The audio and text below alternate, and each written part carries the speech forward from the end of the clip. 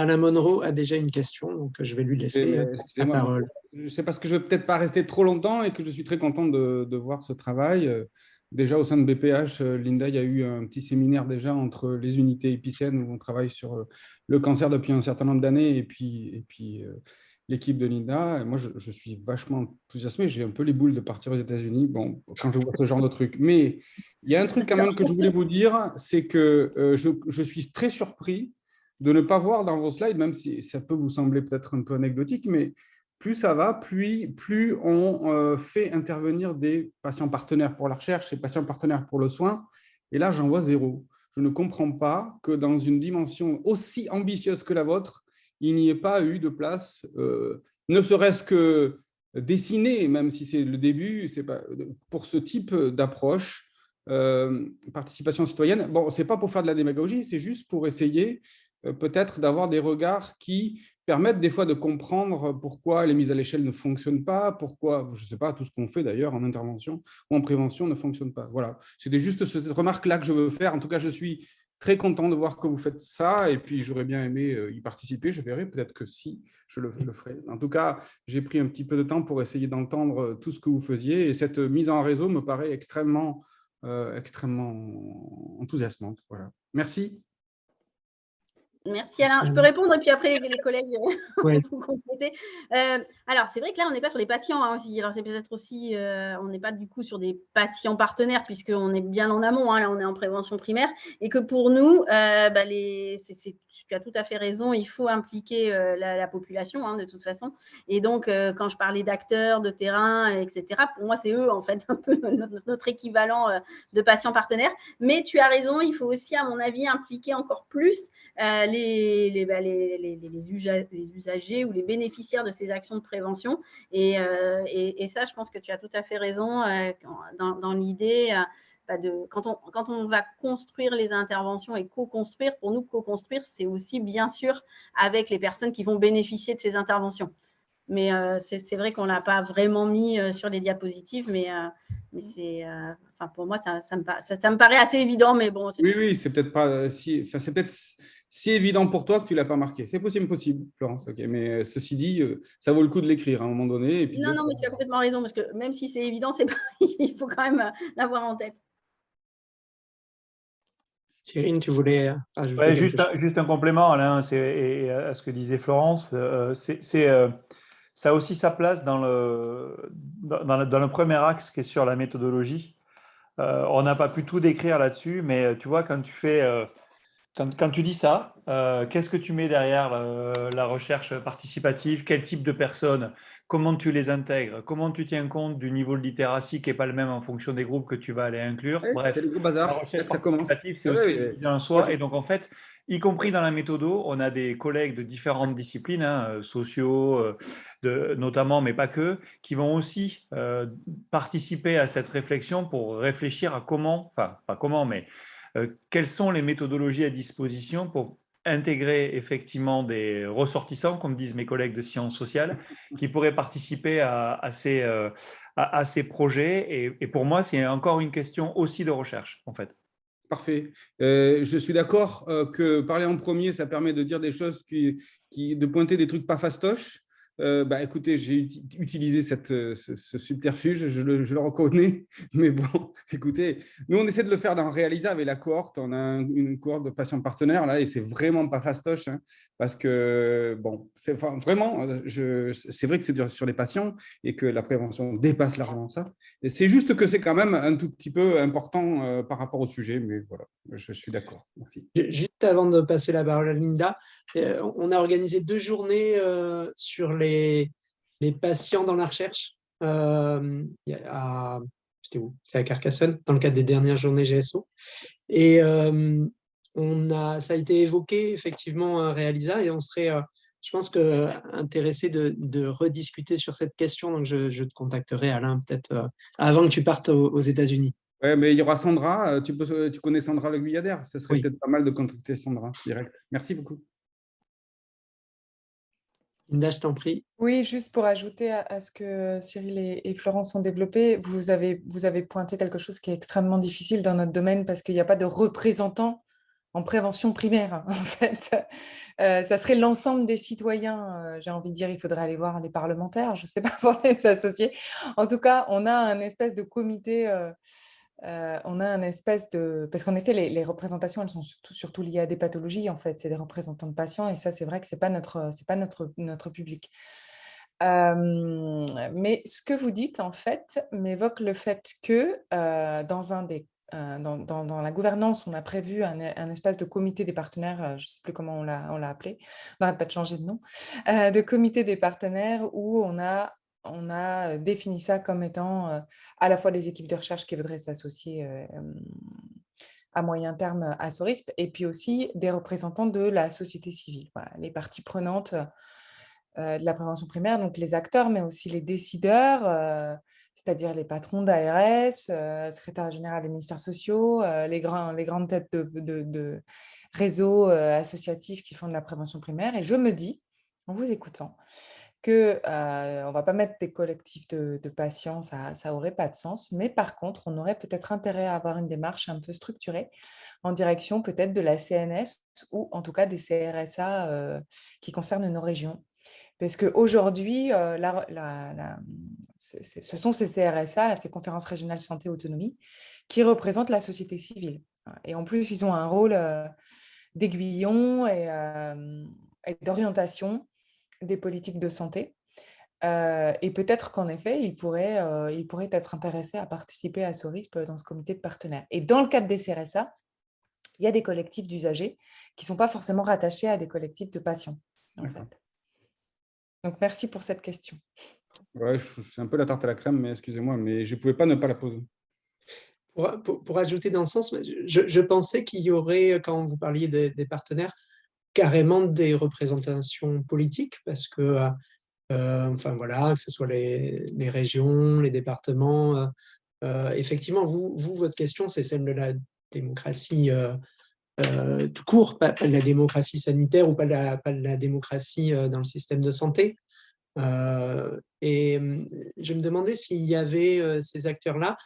J'ai parlé tout à l'heure de l'invitation qu'on avait fait de Marie-France Reynaud. C'était autour d'une journée où, dans le cadre du programme APRIS, donc c'était il y a assez longtemps, avaient été invités, y compris, donc, je pense, des gens de la ville de Toulouse, des gens du rectorat, des gens de la région peut-être. Enfin, c'est plus très clair quels étaient les invités. Je sais qu'ils s'étaient fâchés parce qu'on ne leur avait pas donné à signer les documents dans l'ordre de préséance de leur rang.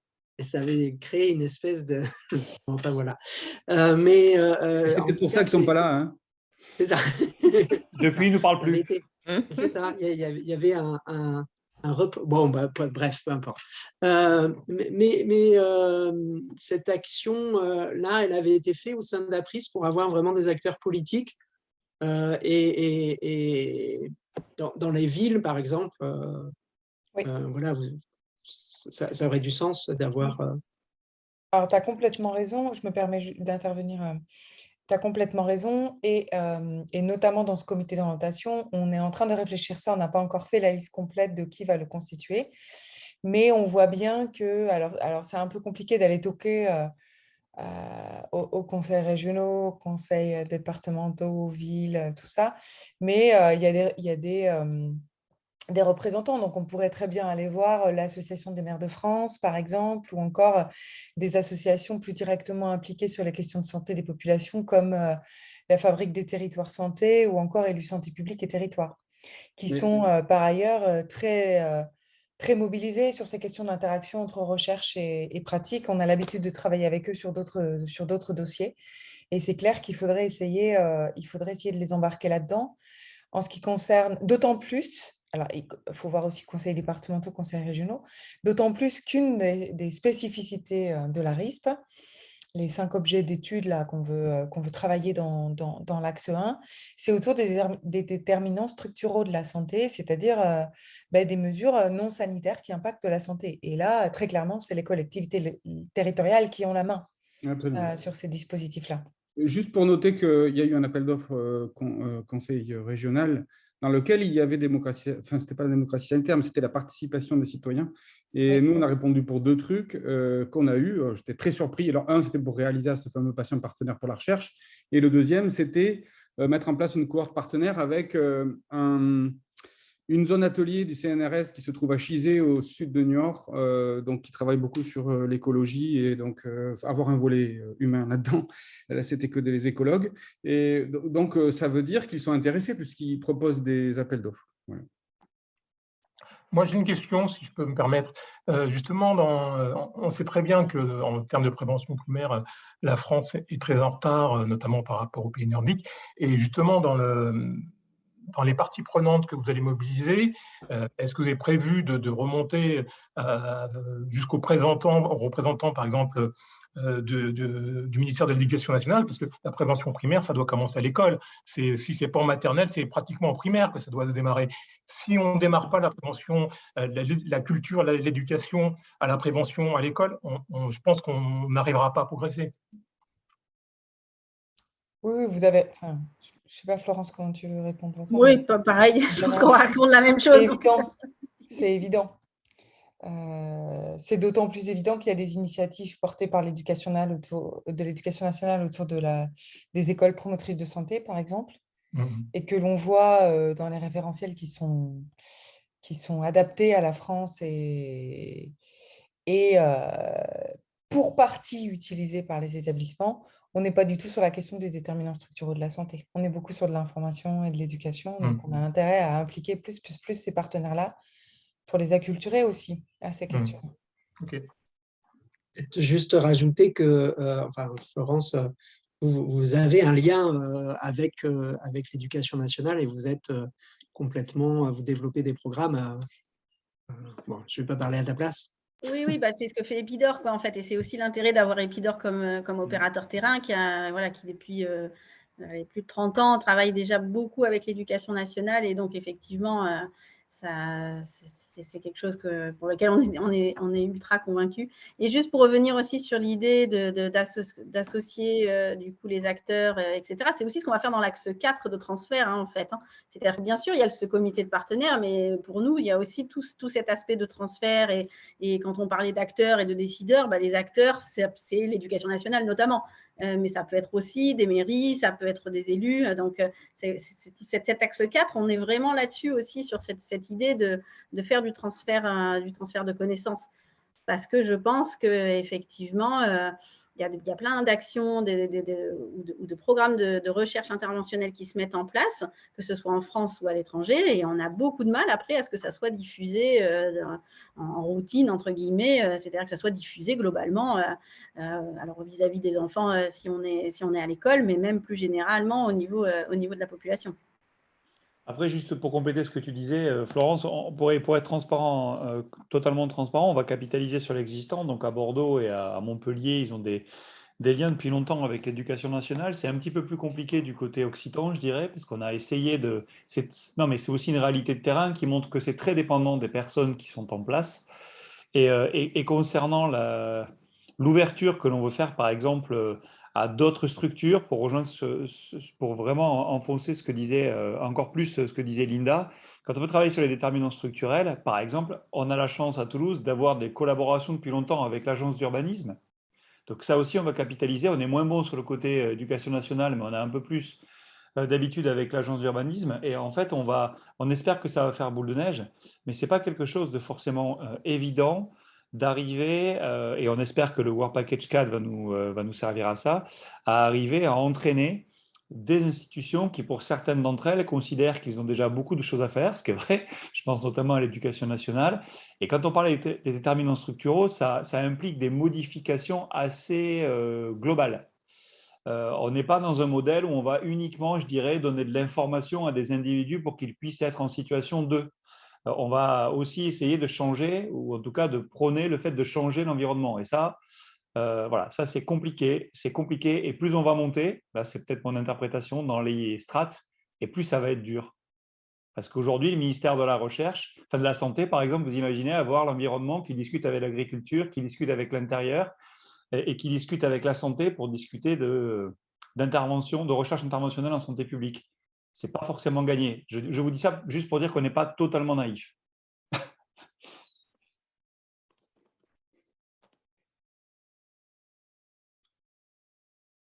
J'ai une question hyper pratique, mais que je vais pas, qui rejoindra un peu tout ça. Je suis sur Bordeaux, j'habite dans un quartier. Il y a justement d'ailleurs un appel à projet là dont j'étais informé ce matin. Alors c'est ma vraie vie. J'habite dans un quartier nouveau. Il y a un appel à projet de la ville autour de financement de trucs d'investissement pour bien vivre sur le quartier. Et la ville veut financer une quinzaine de projets à hauteur de 100 à 150 000 euros émanant de la démocratie participative. Donc, c'est des citoyens qui doivent développer, proposer des choses. Et les choses, c'est aussi varié que ils veulent mettre des idées de mettre des tables à langer dans des parcs pour que les nounous puissent changer les enfants. Il y avait l'idée de mettre des frigos partagés dans des quartiers pour que les gens puissent mettre de la nourriture et que ça soit récupéré par les uns par les autres. Il y avait des scènes publiques pour que les artistes de rue... C'est très varié, donc on peut y faire un peu ce qu'on veut. Et autour de ça, moi, dans mon quartier, donc on se pose quelques questions. Donc, comment, par exemple, effectivement, faciliter de l'activité sportive? On se dit que ça a un intérêt dans la prévention. Et puis sinon, j'ai aussi différents squats avec des migrants ou des gens du voyage, enfin des migrants, et puis il y a un truc pour les gens du voyage qui doit être construit. Et on se disait, est-ce qu'il y a une action à faire là? C'est beaucoup plus compliqué pour le coup, parce que mobiliser des habitants autour des questions qui relèvent de migrants ou de gens du voyage, c'est pas facile. Et donc, imaginons que je suis dans cette situation. Est-ce que moi, je peux aller voir la plateforme en disant, alors, je pense que je suis trop loin de tout projet réel et construit pour vraiment aller vous voir là. Mais à supposer que j'étais une association un peu plus structurée, un peu plus existante, est-ce que je pourrais venir et vous proposer de répondre là-dessus? Est-ce que je dois venir avec quelque chose d'un peu plus de déjà financé? Enfin, est-ce que des acteurs de terrain comme moi, alors moi je connais un peu plus votre domaine, mais imaginons d'autres personnes qui seraient dans la même situation, on pourrait les amener à faire du lien avec vous et à ce que des choses se construisent comme ça? Ou est-ce qu'il faut quand même que ça soit beaucoup plus solide déjà? Alors, ça se fait déjà en fait. Vous me dites si je dis des bêtises, Florence et Cyril, mais en fait, ça se fait déjà. On a déjà des acteurs qui viennent nous voir individuellement, chaque équipe, avec parfois des idées. Voilà. Moi, j'ai par exemple là, si je prends sur les 3 dernières semaines, une association de pédiatres qui est venue me voir parce qu'ils sont en train d'essayer de monter un dispositif de meilleure inclusion sociale des petits dans leur projet de soins. J'ai des urbanistes qui sont venus me voir pour répondre à un appel à manifestation d'intérêt pour construire un quartier dit de santé positive, voilà, avec une approche globale. J'ai une famille, une association de parents qui, à l'issue de la gestion de crise Covid, s'est constituée, en fait, et est en attente d'être appuyée par des chercheurs pour essayer de mettre en place des expérimentations structurelles au bénéfice de la santé des enfants. Et d'ailleurs, une de ces trucs a donné lieu à un projet de recherche que l'on vient de déposer, endossé par le réseau, parce qu'on va mobiliser l'ensemble de cette interdisciplinarité qui s'appelle API, Analyse des politiques à impact sur l'enfant. Donc, ça donne lieu, c'est-à-dire que ça part d'une idée et ça donne lieu à un projet. L'intérêt et ça se fait déjà, les acteurs viennent nous voir, chaque équipe indépendamment, en fonction de nos spécificités. L'intérêt de SORISP, c'est de dépasser nos spécificités, de venir aussi les confronter aux spécificités des autres, de pouvoir répondre de manière plus globale, de pouvoir répondre avec des méthodes plus éprouvées, plus transférables, plus viables. En fait, c'est à ça que va servir SORISP. C'est vraiment, c'est pas une grosse unité de recherche à disposition d'eux. Ça le sera peut-être un jour, je ne sais pas. Mais en tout cas, là, c'est vraiment un réseau qui va fédérer l'ensemble des expertises sur un projet comme API. les travaux de Florence sur le développement de l'enfant en milieu scolaire vont être précieux, ces approches théoriques. Les travaux de Toulouse sur les inégalités sociales de santé vont être précieux.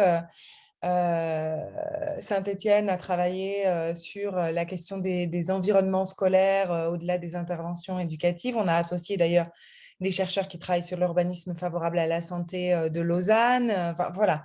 Donc, c'est vraiment plutôt une espèce de mise en partage de demandes qui viendraient comme ça naturellement pour construire quelque chose de solide et d'inter-équipe, en fait, plutôt que de le faire tout seul.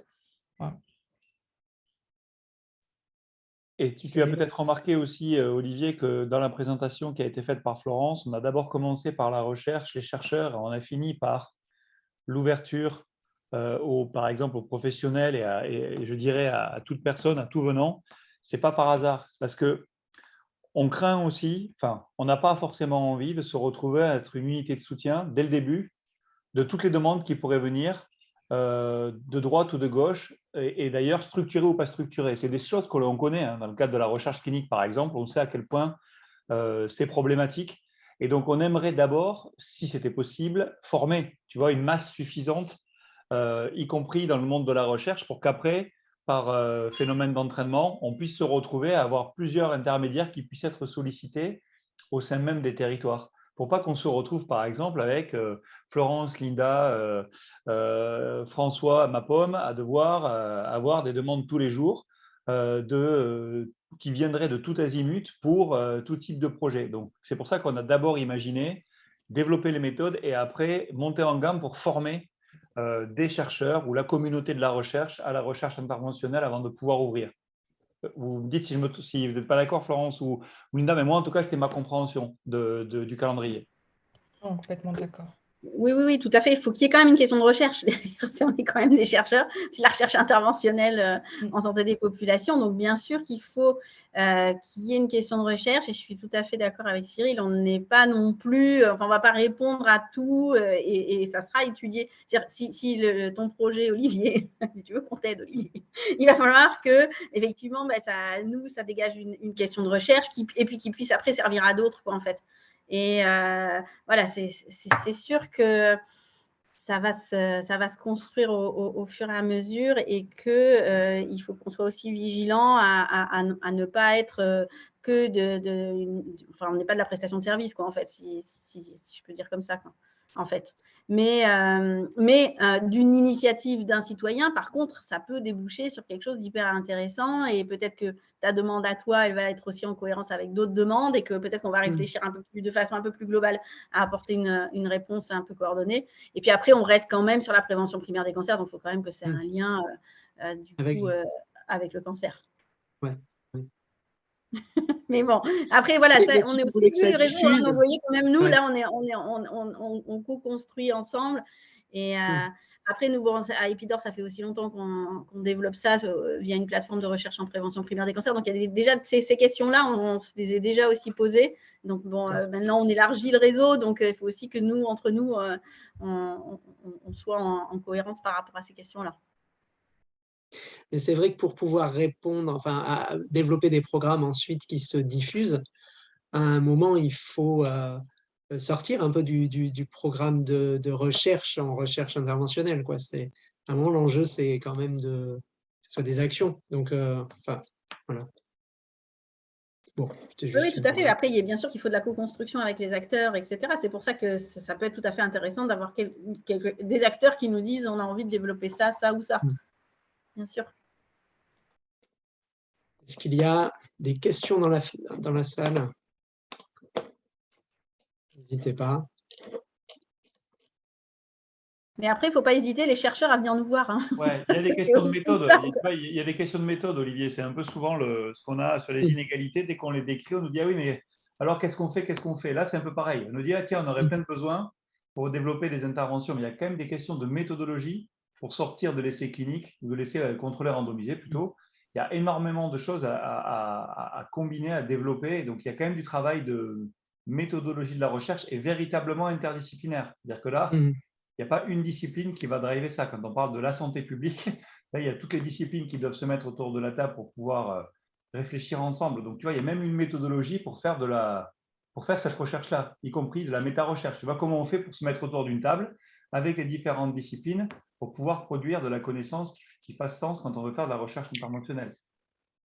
Et alors, donc Isabelle Ingrand est là et on avait organisé un petit moment donc autour de sa préparation d'un appel à projet il y a quelque temps où elle vous avait présenté un projet, vous aviez donné des retours. C'est quelque chose que vous allez faire aussi, ce genre que vous allez faire ce genre d'organisation, une sorte d'expertise auprès des personnes souhaitant faire de l'ARI? Oui, je crois que dans le WP3, justement, dans le lien aux chercheurs, il y a un côté d'aide méthodo, là, pour le coup, vraiment pour des chercheurs qui voudraient développer des projets. Donc là, oui, là, la réponse est clairement oui. D'ailleurs, avant même l'extension à la société civile, je dirais. Le projet avait été financé finalement, alors pas sur l'ARI, mais à la Ligue, je crois. On avait été vachement beaux, tous ensemble. Ouais, on avait été trop forts avec Cyril. Non, mais je regardais Isabelle et j'ai dit avant que tu en parles, j'allais en parler effectivement. Le projet a donc été financé par la Ligue. Il est accepté et financé par la Ligue. D'accord.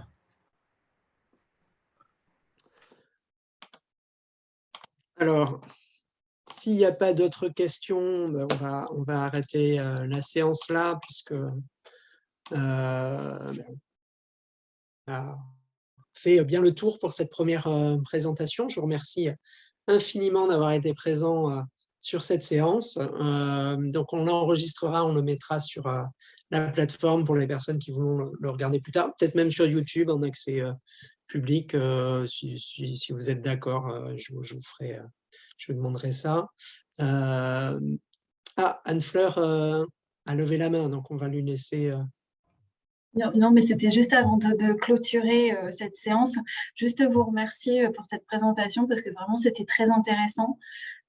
Vous dire également que à l'INCa, on partage effectivement l'analyse que vous avez faite, à savoir qu'effectivement, je pense qu'il y a un gros défi à déjà essayer de diffuser un certain nombre d'outils et de répondre aux enjeux méthodologiques de la RISP, parce que je pense qu'effectivement, développer des projets de RISP, c'est bien. Essayer de diffuser la méthode et les enjeux de cette RISP auprès du public des chercheurs, je pense que c'est effectivement l'étape principale et première à faire. Donc effectivement, là-dessus, vous répondez effectivement et vous faites les mêmes constats que nous avons fait à l'INCa. Et sur ce point, bien évidemment, on sera particulièrement attentif à l'état d'avancement de votre projet, pour lequel je vous souhaite une belle réussite. Et puis, je vois qu'effectivement, ce travail en synergie et en collaboration, c'est vraiment quelque chose dont la recherche a besoin, qu'elle se structure pour être la plus efficace possible. Donc, merci pour cette présentation. Merci Anne-Fleur.